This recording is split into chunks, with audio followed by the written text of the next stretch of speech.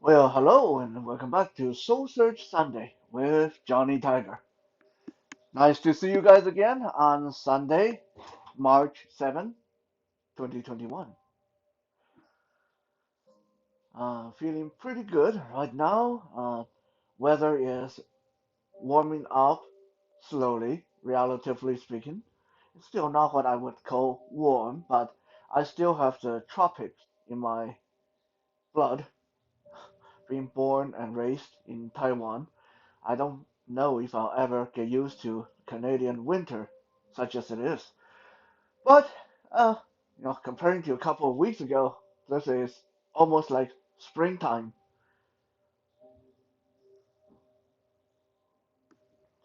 A couple of days ago, I was listening to a Chinese motivational speaker about some uh, topics with regarding to uh, speech patterns, proper use of words, the power of words, and understanding the power of words.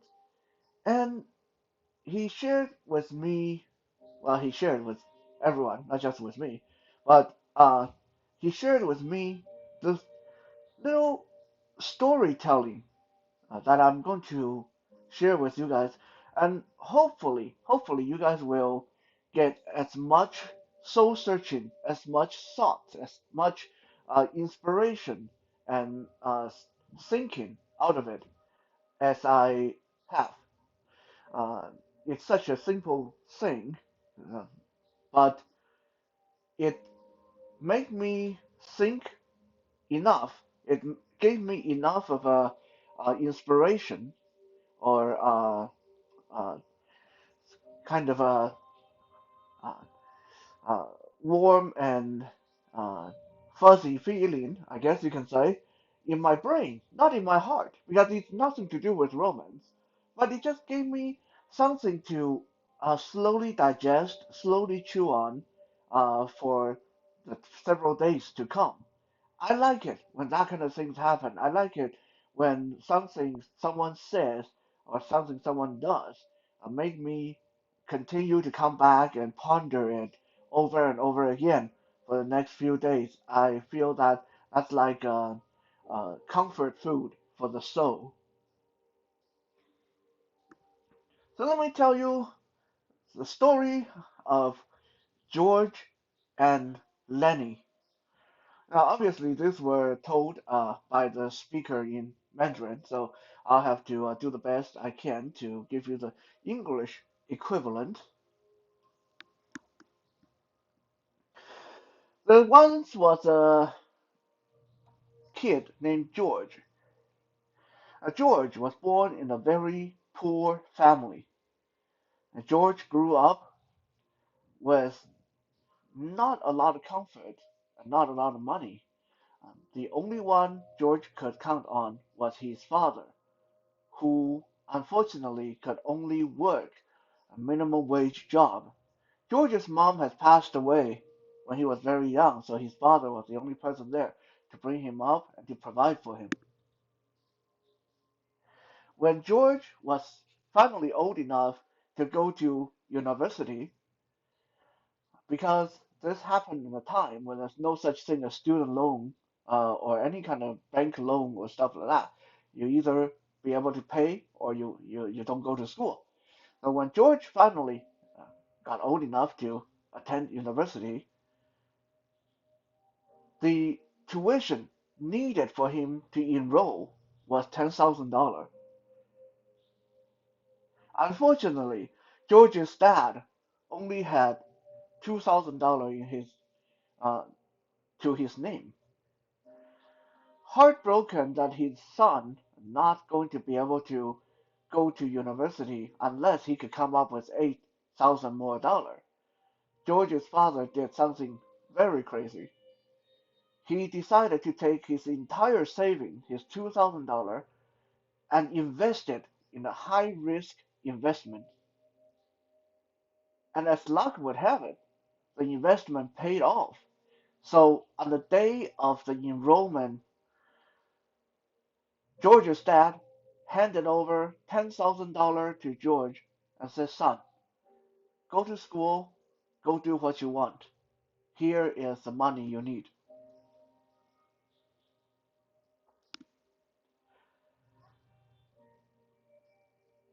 Now, after you hear that story, um, I imagine if you're like me, you're thinking, "Wow, that's so nice. That is so touching that a father was willing to risk their entire saving just so the son could go to school.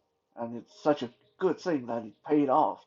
I'm pretty sure that most of you, after hearing that story, getting all kind of positive feeling in your head. Now let me tell you the story of Lenny. Lenny was a really poor kid who grew up in a single parent family. Lenny's father, who was not very highly educated, could only work minimum wage job. So Lenny had to grow up without a lot of comfort, and Lenny had to grow up being supported only by his father. When Lenny was finally old enough to go to university, he told his dad that the tuition was going to be $10,000. Now, because it was a time without student loan and bank loan of any kind, it was a situation you either have the money or you don't go to school at all. Heartbroken that he probably wouldn't be able to help his son to go to university, Lenny's dad did something very desperate. He took $500 out of his saving and put it in a card game, and he lost it. And in desperation, he put in another $500, and long story short, he lost the only $2,000 to his name. So now, poor Lenny, not unable to go to university,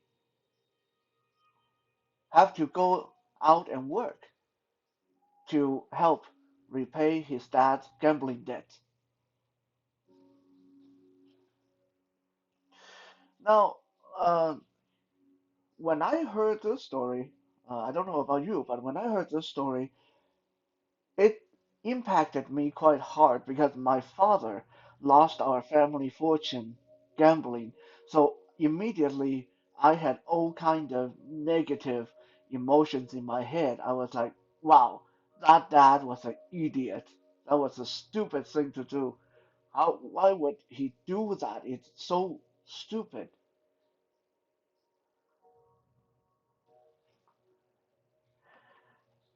So it's a very clear pattern. First story, the story of George, evoked the feeling of positivity, and the second story, the story of Lenny, evoked uh, feelings of, uh, if not shame, negativity. We are not feeling so positive or sympathetic toward Lenny's father.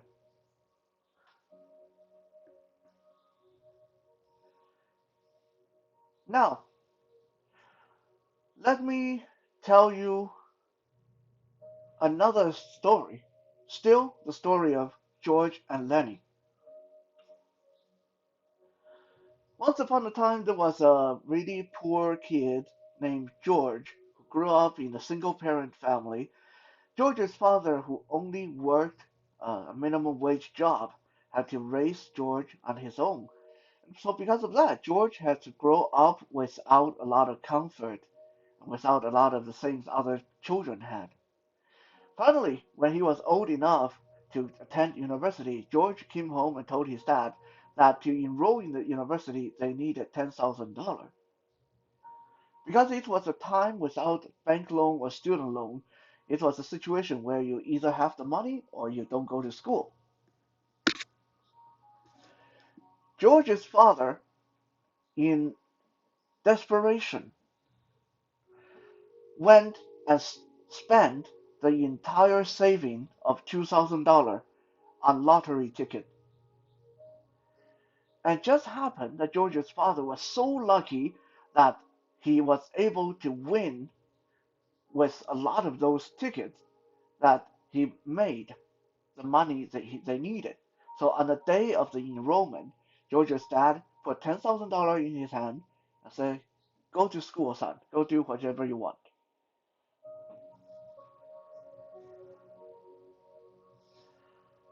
Now here's the story of Lenny.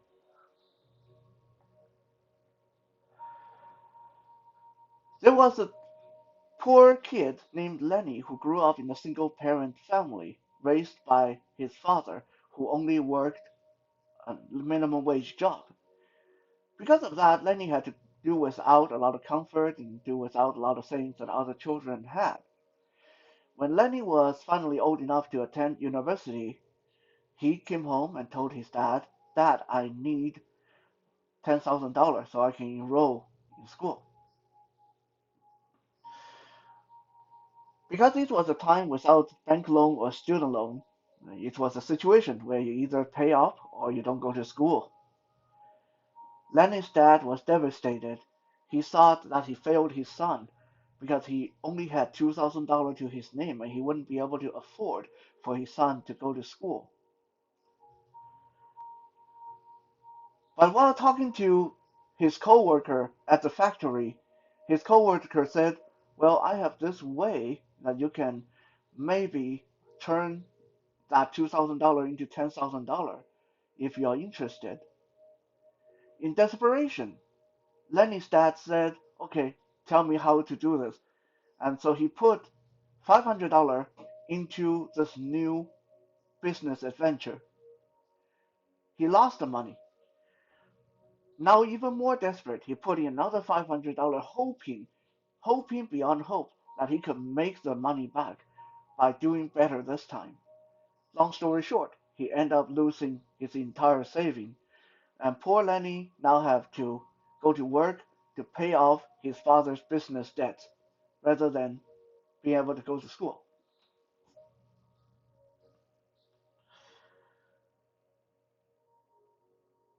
I would imagine that the second telling of the story of George and Lennie invokes a very different set of feeling uh, for you. Uh, at least it did for me. The first version of the story, I felt so positive about George's dad, and I felt so negative about Lenny's dad. And then the second time around, I felt kind of negative about George's dad and more sympathetic toward Lenny's dad. But here's the thing. If you go back, and I hope you guys do go back and listen to this again, you will notice that I basically told you the same story. Both versions of the story told you the same thing. It just all it did was use different words in the business venture, the making money, the losing money part of the story, but it's basically the same thing. The uh, high risk investment was the lottery ticket, and the quick way to turn $2,000 into $10,000 was gambling.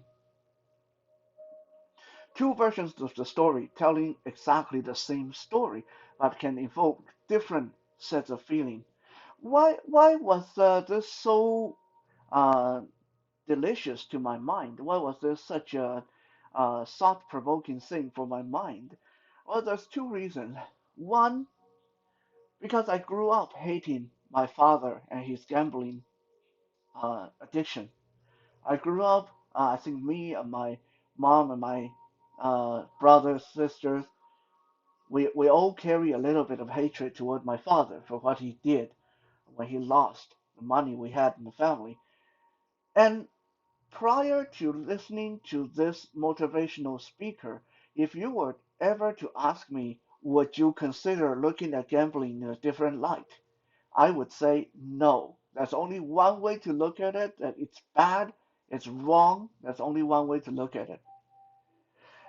While I don't know if I changed my view on the subject, the story of George and Lennie showed me something that was very, very real. That how we feel about something. Sometimes we get stuck in the mindset that this is wrong, this is just wrong, that no matter what, it is wrong. But if we're willing to change the words, change the view just that little bit, we may not think it's right, but we may suddenly feel that it's not so wrong after all. Case in point, we feel positive about George's dad because George's dad, in the first telling of the story, uh, took his money and put it in a high risk venture that made him money. But once we find out that high risk venture, all it was he bought a lot of lottery tickets. Well, we no longer feel as positive about it, but we don't feel as negative about it either because he ended up making money. And when we listen to Lenny's story, Lenny's dad, in the first telling of the story, lost money to gambling. We feel all kind of negative ways about it. And yet, in the second telling of the story, when it was said that he was told that this was a quick way to turn his money into $10,000 and this was like a business venture, and he got suckered into it and ended up losing all his savings. We feel more sympathetic. We don't feel positive about it uh, because, in the end, no matter what the reason, he lost the money. So sometimes it's really like the end justifies the means. What we feel, how we feel about something someone else does, is not so much about moral, it's not so much about principle, it's not so much about if we like the person or not, but more about if they succeed or not in the end. In another word, I can stand here and judge my father for his gambling addiction. I can stand here and hate him for his gambling addiction. I can stand here and feel bitter about what happened because he didn't win. Now, if my father was like winning all the time, then would I feel this way about gambling? Of course not. I'm going to be honest with you. If my father wins a lot and he never lost the family fortune, I would say, "Oh, go do it, Dad. Go gamble every day. That's cool. That's cool. That's fine." So, do I really hate gambling, or do I really just hate the result? Because that's two different things. Hating the act and hating the result is two different things. Sometimes we condemn someone else's action because not because of what we really feel about their action, but because of the result. We see this all the time when politicians and superstars, movie stars, they make a decision and that people judge them on it. Well, usually they only get judged harshly when it didn't work out. But if the decision they made worked out for the best in the end, then it doesn't matter how ridiculous it was, and people think they were some kind of genius. The Wright brothers, for example, when they were trying to invent airplane, a lot of people told them they were crazy. A lot of people told them that it couldn't be done, that they were wasting their time, they were wrong in the head. And yet, once it was done, then no one ever questioned how ridiculous the idea was. So that is the first reason why the story of George Lennie really gave me a lot of food for my thought. The second reason is I can personally relate to how strong, how much difference words can make, phrases can make when representing a person and his or her action. As most of you know by now, that I have spent the last 10, 20 years being quite prolific in the spotlight. I've done a lot of public speeches, I've done a lot of public interviews, I've done a lot of documentaries. I've been in little films here and there. I've been in competitions and a lot of other public events. And while most of these were positive, there were times when the results were unintendedly bad. And most of the time, It is precisely because of what we see here. The little bit of different in wording, the little bit of different in phrasing can change how people feel about a person. I've had documentaries where I appear in, and in them I'm still the same old Johnny Tiger. I'm still me.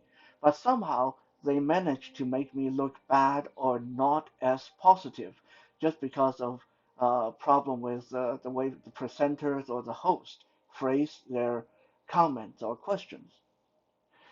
Before we go, let me give you a quick example of how a little different in wording can change the entire picture. How would you feel if I say I want to tell you about a blind guy named Johnny Tai who is so dedicated about his martial art that he continues to train despite the difficulties it presents to him and his friends? I think, for the most part, that little intro would evoke a kind of a positive curiosity, like, wow, okay, that sounds like a cool guy. But what if I say this? Let me tell you about this guy named Johnny Tai who is so obsessed about martial art that despite being blind, he's going to train even though he's injuring himself and his training partners all the time. Well, suddenly it doesn't look as good anymore, does it? Even though the two intros basically more or less says the same thing about the same guy. And if you apply them both to me, they both are true. Um, but it just makes such a night and day difference depending on how you phrase the comments, the sentences when you are introducing someone. Why I think it's so important to get a grasp, to get an understanding in this power of words, in this phrasing of stories, is that I think that sometimes we are too quick with trying to open our mouth and comment and judge and criticize someone else's action without actually thinking about, well, how would we feel about it if this worked, if they succeeded? How would we feel about it if this was presented in a different light? Also, now that we understand that our words have power, we also at the same time can also remember that other people's words have power. And sometimes when someone says something that really, really offends you, it can actually make you feel better about what's being said if you take it and turn it around in your head and said, well, maybe that person just doesn't really know how to say this. Maybe they actually mean this. Maybe rather than this word, they actually meant this word. Let me ask them, and if that's what they meant. That, I think, add an extra layer of filter to the human communication that can more readily lead to more positivity and goodwills between fellow human beings. Thank you for checking out today's Soul Search Sunday. We'll be back again tomorrow for Music Monday. For now, have a good night.